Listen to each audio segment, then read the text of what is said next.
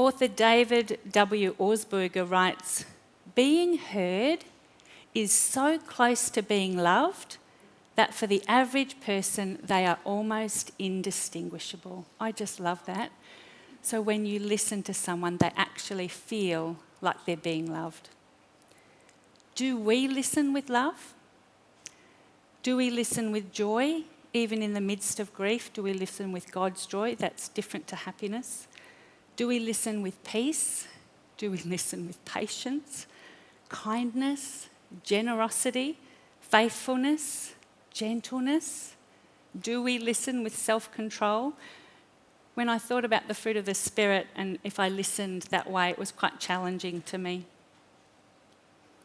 If we want to stop hoping people find their way back to God and start helping, we have to become intentional about listening, and we must continue to develop this skill, even practice. Do you know, listening is absolutely crucial in the Jesus mission. Now, Jesus models as an exceptional listener. He was motivated by great love for everyone and he came in contact with. He listened to their heart and he continues to listen to ours. In Luke 18, 35 to 43, just a few verses. As Jesus approached Jericho, Jesus hears the cries of a blind beggar calling out, "Jesus, Son of David, have mercy on me." And he kept calling this out. Jesus stopped from his journey. He allowed himself to be interrupted and he listens to him. It's not until after he listens to him that he heals him.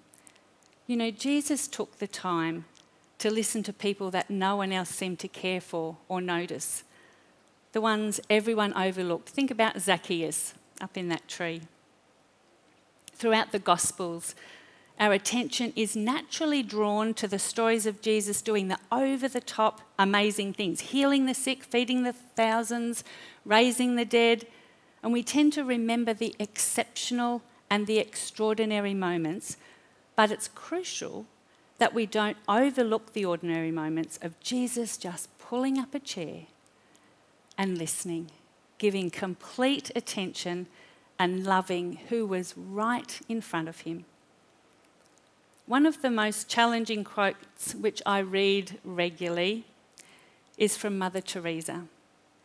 "I see God in every human being." That line right there just gets me.